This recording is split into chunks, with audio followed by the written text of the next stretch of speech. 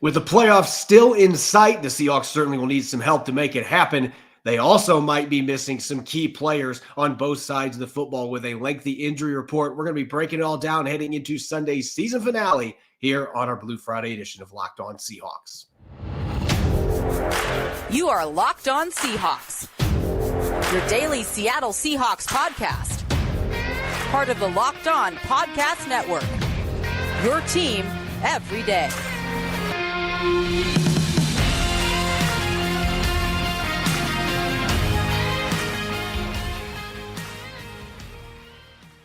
Greetings, 12. This is Corbin Smith, host of the Locked On Seahawks podcast, your daily Seahawks podcast, part of the Locked On Podcast Network, your team every day. Glad to be joined here on Blue Friday by my co-host, Nick Lee, and a special thanks to all the 12s out there, whether you're listening in nearby Marysville or overseas in Athens, Greece. We greatly appreciate each and every one of you for making Locked On Seahawks your first listen 5 days a week. The Seahawks will wrap up their regular season. It could be the last game of the 2023 season against the Arizona Cardinals at State Farm Stadium. We're going to be dishing out our weekly game plan for victory, picks to click, game predictions, and much more. And a jam-packed episode brought to you by LinkedIn. LinkedIn Jobs helps you find the qualified candidates you want to talk to faster. Post your job for free at LinkedIn.com. That's LinkedIn.com/LockedOnNFL to post your job for free. Terms and conditions apply. Now for your lead story here on our Blue Friday edition of Locked On Seahawks.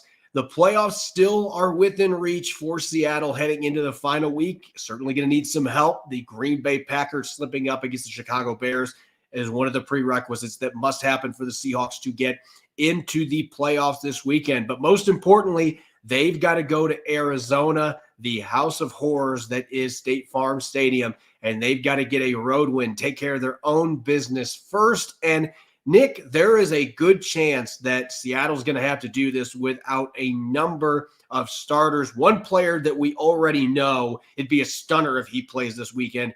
Right tackle Abraham Luke is still dealing with a knee issue that continues to be worrisome, both short and long term. Going to be seeing Stone Forsythe out there at right tackle, but Jordan Brooks practiced some on Wednesday and then was out on Thursday. That does not seem like a good development, in my opinion, going to this game for a guy that has been dealing with a sore ankle now for the better part of a month. The optimist might say, maybe he's just experiencing some soreness from getting out back there on that ankle and getting more rest. Yeah, certainly it's lengthy. Week 18, game 17, we get it. Leonard Williams, I was thinking the other day, dude hasn't had a bye week. Like, the dude has been playing every week all season long because of that midseason trade. So he's missed both teams' bye weeks. So he's understandably banged up, and probably a little bit of rest needed there. So I'm not super concerned about Leonard Williams. He's been playing through some stuff. Jordan Brooks, I think, in my opinion, is coin flip. Devin Bush did some good things, but certainly you saw just the hole that is there when Jordan Brooks is not there. You see the value. You always can tell you the value of a player when he's not playing all of a sudden. And Jordan Brooks certainly is in that category last week when they just got bullied in their own building by the Steelers. Jordan Brooks, I think, would have at least made a little bit of a difference. Maybe not the ball game difference, but certainly on defense, a big part of it. So Jordan Brooks is a coin flip. Leonard Williams, I think, should play. It's certainly concerning when you're already kind of licking your wounds physically and kind of emotionally and mentally from last week, but it would be really nice to get Brooks back. Yeah, as you mentioned, Williams has not had a bye week, and the Seahawks actually posted this today. Their PR confirmed this. Leonard Williams, assuming he plays, and I expect that he's going to be playing this weekend, but he's going to be the first player to play in 18 regular season games since 1930. Yeah, you have to go all the way back to 1930. So major history for Leonard Williams on tap without that bye week, since he got his bye week with the Giants would have come after the trade to the Seahawks, and the Seahawks had already had their bye. So I'm sure he's not complaining about that, but at the same time, that's a lot of wear and tear for a guy in an already extended season. The name that jumped out to me was Jarran Reed being on that list, and he has sat out both practices this week. Now, I will say this. There have been a couple weeks already this year that Jarran Reed missed multiple practices, and he still played on Sunday. with a veteran like that, a lot of times the Seahawks just try to make sure that they're right by the end of the week because these guys have played so much football that they're not going to be impacted as much by not having that practice time. And they can do all the stuff they need prepping off the field in the film room, things of that nature. So I would be stunned if Jaron Reed is not playing in this game either. But to me, Jordan Brooks is the biggest question mark there as far as players that we don't know whether or not they are going to be available for this game, just because of what he brings to this football team from an effort standpoint. And I thought Devin Bush, there were some plays where it seemed like he was a little hesitant hitting the hole last week. There were certainly some plays where he was more aggressive getting downhill. It was a very up and down start for him. Jordan Brooks just brings a more complete package. And I think he's one of the best tackling linebackers out there. We saw how atrocious the tackling was for the Seahawks a week ago. Devin Bush, actually, by my count, didn't have any of their missed tackles. There was a couple of plays his pursuit angles were a little off, but he was not the issue necessarily with missing tackles. But Jordan Brooks, still, that mentality he brings, the mindset that he brings, they were lacking that for the most part last week. So I know the Seahawks are hoping that they can get him back on the field, particularly against this opponent. The Cardinals are 6th in the NFL in rushing yards, and they've been even better than that the last 6 weeks. And we know how bad the Seahawks run defense has been with or without Jordan Brooks. It has been atrocious, really, since week 6 this season. They have been the worst run defense in the NFL. So I think having him back, the fact that Ken Walker III was able to practice to a limited extent on Thursday, I think that's really good news. It sounds like they're just kind of putting him in bubble wrap for the most part. Let's get him ready for Sunday, and then let's lean on our workhorse. The last time that he ran for 100 yards was against this Arizona Cardinals team back in week 7. So hoping they can replicate that, provide some balance for the offense. But overall, it's a long injury report. I do expect to see the Seahawks having most of these guys on the field for this week, with Abraham Lucas being the one that, based on everything Pete Carroll has said, and Jason Peters as well, I don't expect to see either one of those guys in uniform for the Seahawks against the Cardinals this weekend. Coming up next here on our Blue Friday edition of Locked On Seahawks, Nick and I, when Nick returns here, he checked out here for a second. When Nick and I return, we are going to be putting together a game plan for a Seahawks victory on offense and defense. Don't go away. You're listening to the Blue Friday edition of Locked On Seahawks.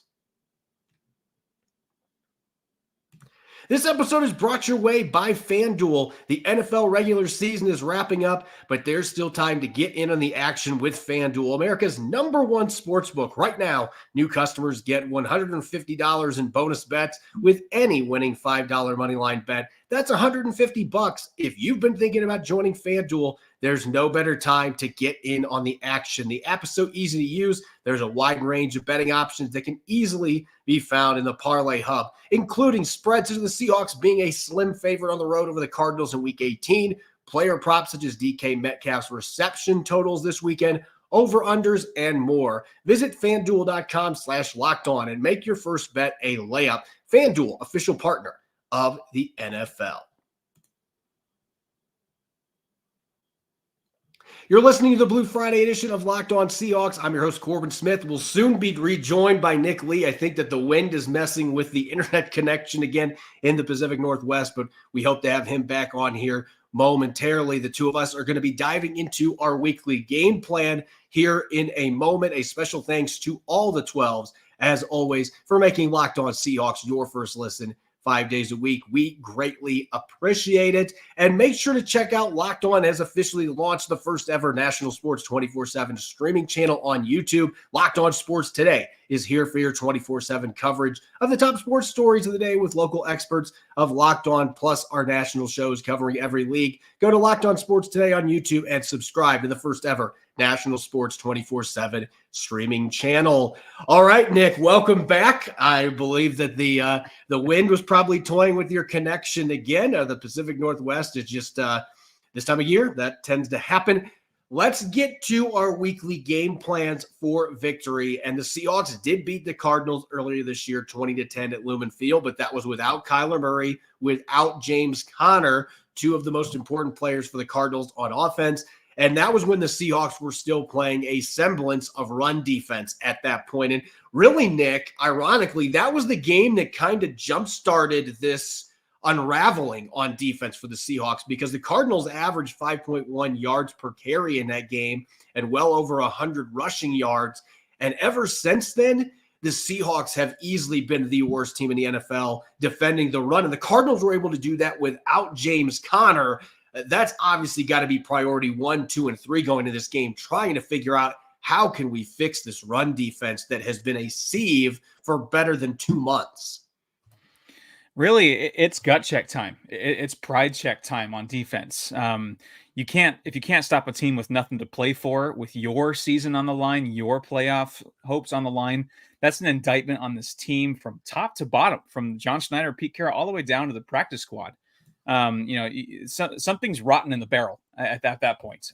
That's your pride, that's your manhood, so to speak. I mean, that's on the line. And they need to have like that Scott Farkas affair moment, like in Christmas Story, where he finally pushes the bully over and just wails on him.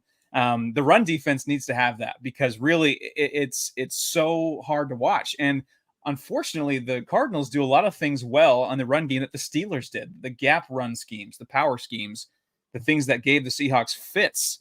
So really, it's number one is just defending that run game. James Conner, like you mentioned, wasn't even part of that game, and now he is. He's pretty much a trained assassin now, and he's going to be licking his chops with the Seahawks defense. Cardinals are tied for the NFL lead with 5 yards a carry as a team, and have had 2 200-yard rushing games in the last 3 weeks.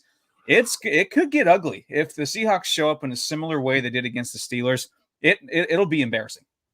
Yeah, James Conner, even though he missed 4 games, he is in the top 10 in yards after contact. He's number 1, according to Pro Football Focus, among qualified runners, averaging 3.78 yards per carry after contact. So almost 4 yards per carry after contact. He's got 6 touchdowns. He has 52 forced missed tackles this year, which, oh, by the way, is tied with Derrick Henry for the 4th most in the NFL. And again, he's done that with 4 missed games. So this is a very worrisome matchup for the Seahawks in that regard. And I guess it's the other thing. You want to talk about how bad this Seahawks run defense is. I posted this on X yesterday, but just for context, Nick, the Seahawks have allowed 939 yards, almost 85 yards per game, 11 rushing touchdowns, and a first down on 32.8% of run plays in the first half of games since week 6. This is not full games. There are, I believe, 5 teams that have given up less rushing yards in full games since that point, and the Seahawks have given up 939 rushing yards, 11 rushing touchdowns. That's more than half the teams have given up in full games rushing touchdown-wise. I mean, that's how bad it has been for the better part of 2.5 months. Just to put some perspective, if they play like that in this game, the Cardinals will run for 350 yards on it with the way they've been running the ball. As far as the second key on defense, that's number 1, but this is anytime you play Kyler Murray. You need to bottle up the jitterbug that is Kyler Murray in the pocket. Don't let him get outside. I mentioned this in the Eagles game that Jalen Hurts, he was struggling with a knee injury. It was okay if you can flush him from the pocket. You don't want that to happen with Kyler Murray. If he gets outside of the pocket with his lack of height, that allows him to be able to see receivers more. He is so quick and so athletic that he can pick up big chunks of yardage. When the Seahawks have had success against him in the past, they have been able to keep him bottled inside, and then the interior pressure has bared down on him. He has not been able to unload the football. He can't see his receivers get open, and he can't escape because the pass rush is in contain mode. So you got to be physical, you got to be athletic, you got to collapse the pocket, but you got to do it with some caution, particularly on the outside, so that you're not creating those run lanes for him. If they can do that, then you can limit his ability to impact the running game and extending plays as a passer, which has been their recipe for success when they have had success against him in the past. I don't mean this for me to be demeaning to Kyler Murray. I think he's a great talent, but he's like my 2-year-old when he has an unauthorized piece of candy in his hand, running around the house trying to get him. I just can't get a hand on him. And then he goes out in the open field and he's gone and it's in his mouth. And Kyler Murray in his last 3 games has picked up 7 first downs alone with his legs. I also will add, however, Corbin, that he also has 6 fumbles in his last 4 games. I've noticed he's been have a bout with a turnover bug in the last 4 games or so. Definitely want to change a game on its head is force a fumble inside Cardinals territory. So I think, make sure to rush smart against Kyler Murray and perhaps take advantage of his fumble issues. And also that leads to another one. It's hard to cause fumbles if you don't tackle a guy or get a hand on him. And the Seahawks have, I tweeted this morning, they lead the NFL in missed tackles, total missed tackles per Pro Football Reference. I'm sure Pete Carroll is just mortified at that fact. Everything he stands against. And this is just not a team that has taken the personality of his head coach. We see that, we hear that all the time, like, oh, this team's buying in. They're emulating Dan Campbell. That's a perfect example. That team is emulating the personality of their head coach. And the great Seahawks teams of the last decade do that. This team has not. And tackling is, I think, pretty much public enemy number one. Yeah, and this is a Cardinals team that is averaging only 4.5 yards per reception after the catch this year, which is ranked 30th in the NFL. They're without Marquise Brown, who is one of their best yards after the catch producers. Rondale Moore is still a player that can do some damage there. Michael Wilson has got the ability to be able to get some yards after the catch. They've got a good tight end in Trey McBride as well. But this is not a team that is built to pick up a lot of yards after the catch. And yet the Seahawks, with their tackling woes, this could be a game that even the Cardinals can find a way to do that. And if Arizona is able to get some big plays where they break tackles, get big yards after the catch, that is just going to feel like a repeat of last week to go with the run game that they've got. So you got to get them to the ground. Tackle, tackle, tackle. I know that sounds basic, but the Seahawks have not been handling the basics on defense for really most of this season, and from day one. Now, on offense, the Seahawks are going against a Cardinals defense that has had similar issues defending people. They're near the bottom of the league in sacks. They've had a really bad run defense most of this season as well. So this is a team that has been vulnerable, and yet the Seahawks back in week 7, they only scored 20 points. It's a defense that always seems to play a little better against the Seahawks. That said, the Seahawks are playing better on offense here the last 3 or 4 games. Looking towards this game from an offensive perspective, what's the first thing that you think the Seahawks have to do to be able to beat the Cardinals, a team that's playing much better than their record indicates going into this finale? I didn't want to just go, ho-hum run game. I wanted to go dive a little deeper. Certainly emphasize the run game because, certainly you got to, rely on your defense to get you the ball. And when you have the ball, you got to keep it. And emphasizing the interior run game, especially behind who is currently your best run blocking offensive lineman, and that is Damian Lewis, the left guard. I was just looking at, gaps, directional running for the Seahawks. And right now, the best gap as far as yards per carry that the Seahawks have is the left guard spot, 6.2 yards per carry out of 20 carries this year. So Damian Lewis right now, I think, is your best run blocking offensive lineman at the moment. So play to your strengths, go interior, especially on that left interior side. Hopefully Evan Brown's good as well. Play and just try to out-bully the bully, and bullying being anyone who's running the ball against your defense. Doesn't have to necessarily be the Cardinals, but try to get out ahead of that by also being, kind of a bully in the run game yourself and dictating the game yourself. The last few weeks, what has really worked for the Seahawks in the passing game has been getting the football out quick. And I'm not suggesting that needs to change. This is still an offensive line, especially without Abraham Lucas, where Geno Smith is going to have to get rid of the football quickly for life preservation and to keep this offense going. At the same time, this is a Cardinals team, as I mentioned. They're near the bottom of the league in sacks. They're near the bottom of the league in pressure rate. This has not been a team that has been consistently able to generate pressure from their front line this season. And they're also going to be down Garrett Williams, who already had replaced Marco Wilson, who was released, their former starter. They cut him last month. This cornerback group has been awful most of this season. Antonio Hamilton's one of their starters. They have really struggled giving up big plays. The Cardinals rank near the bottom of the league. They've given up 30 passing touchdowns this year, which I believe ranks 29th out of 32 teams this year. This is a team, even with the safeties the Cardinals have, you're going to have to be careful with those guys, particularly Budda Baker and his ability to pick off passes. But the cornerback group is ripe to be able to take advantage of. So this is a game where I do think you've got to be aggressive, dialing up those shot plays, because this Cardinals defense has had a lot of trouble with that, especially if you're running the ball well early and get some play action shots in there. This is a game where you absolutely have got to have your game plan designed where you are taking some of those shots, particularly outside the numbers, take advantage of your receiver talent against a quarterback group that right now might be the worst in the NFL. That is not slighting these guys. That's just accurate. They have really struggled that much, and they're down multiple players when it already wasn't a strong group for this football team. Yeah, one of the biggest mismatches of this matchup certainly is the receiver room for the Seahawks against that defensive back room. This is certainly not the days of Booty Baker and Patrick Peterson, of a few years ago. And just so that might be Jackson Smith and Jigba time a little bit as well in the slot. And also they're very poor at third downs. They're dead last, 47.2% allowed on third downs. The Seahawks are just right behind them or in front of them at the second to last on defense, but also 25th are the Seahawks on third downs on offense. So also not great. So it's another version of America's favorite game of who sucks less. Who will suck less between the Seahawks third down offense or the Cardinals third down defense? So certainly, especially going off of what you're saying, you're just taking those shots, converting those, because if all of a sudden you have limited possessions with the Cardinals dictating the run game against your defense, then you're going to have limited chances to score. And that means you need to sustain your own drives and convert those third downs and take those shots.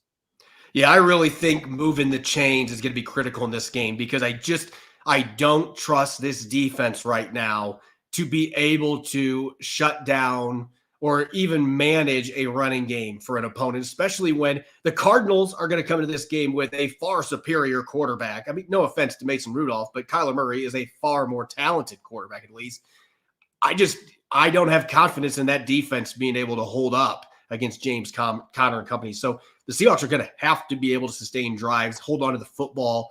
And that's just been something they have not been great at this year. A lot of that having to do with the run game and having a lot of third and longs this year. Geno Smith under pressure behind an offensive line that just can't keep five same guys in the lineup to save their lives this year. So they've got to find a way to be able to have some sustained possessions and keep that Cardinals run game off the field while putting points to the board against a team that has been very giving in that category. Both these defenses have flat out stunk this year. So it's really going to boil down to which defense can stink less in this football game. Up next, we're going to be dishing out our picks to click and our weekly game predictions here on our Blue Friday edition of Locked On Seahawks.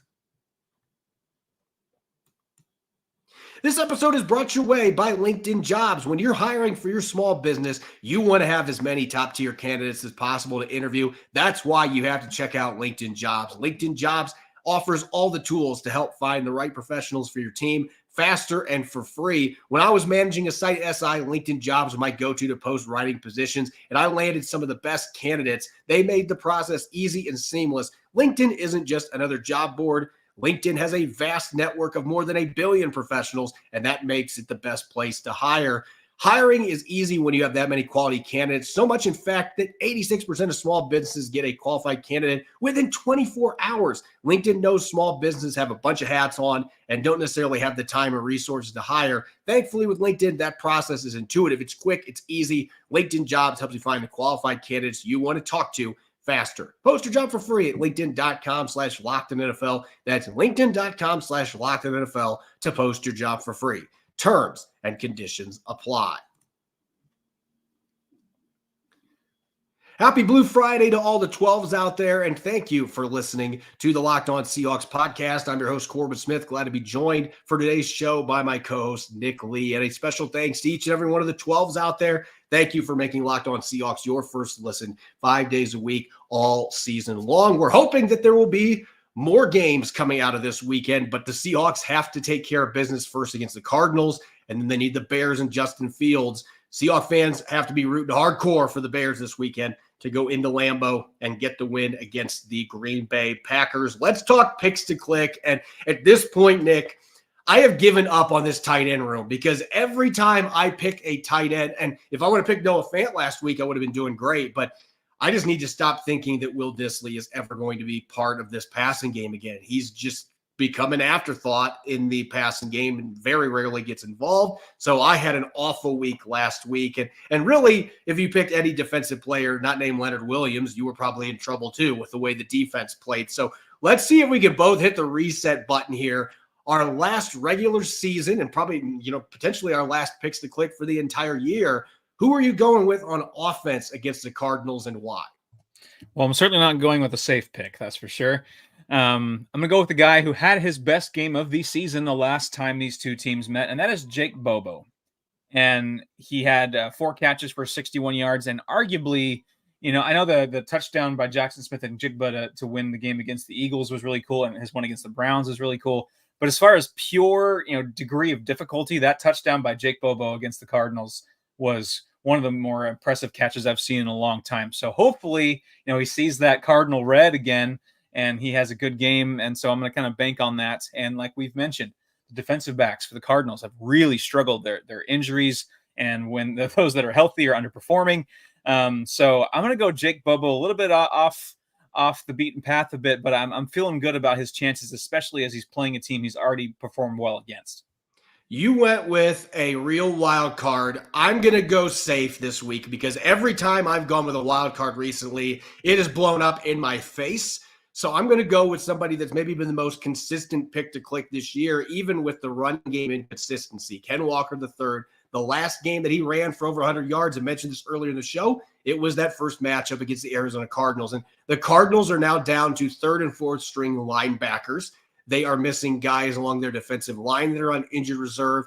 Away from Budda Baker and Jalen Thompson, the secondary has not tackled well. This has been an atrocious run defense from week 1 till now. There really hasn't been a reprieve. They have been awful. The Seahawks were able to run fairly well that game. And again, it was Walker's last 100-yard performance. I think he's going to get to 114 in this game. I think the Seahawks are going to feed him a lot early and often, and that's going to be a big part of the game plan. So I'm going 114 yards and a touchdown from K9. So you're going with more of the wild card, Jake Bobo. I'm going to go with the player that has really been the most consistent this year, being able to put up numbers and at least in picks to click has been the most successful for the two of us. I'm going to go with Ken Walker III having a big game to close out the regular season against the Cardinals. Now, let's flip the script. Seahawks on defense. We saw how awful that performance was last week, giving up over 450 yards to the Pittsburgh Steelers, which I still can't believe saying that. 202 rushing yards to the Steelers. They made them look like the greatest show on turf last weekend. That's just where this defense is at. Who is your pick to click on defense to try to right the ship for the season finale against another team that is really good at running the football? Well, my pick to click when the Seahawks defense is on the field is James Conner. I'm sorry. I'm going to go with the guy who is really going to try to cap off his campaign, his resume for Defensive Rookie of the Year is Devin Witherspoon. I know he's probably not going to win it. I think I saw the odds. He's at about plus 5,000, plus 7,000 now. Vegas odds, unfortunately, the last, the slide of the defense and some quiet games for him have kind of slid him. But I do see him perhaps ending the year with a bang, maybe an interception, a tackle for loss, kind of in the mix everywhere that the defense and the ball is. And that's what I love about Devin Witherspoon.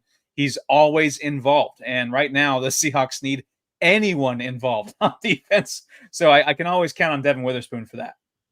One player that unfortunately has not been somebody the Seahawks can count on consistently this year has been Riq Woolen. And we got to see it again last week with that horrible play at the goal line where he just kind of stood there while Bobby Wagner was getting bulldozed by Najee Harris and a bunch of tight ends and offensive linemen. Didn't even try to come in and help out on that play. There's been other plays he's made business decisions on.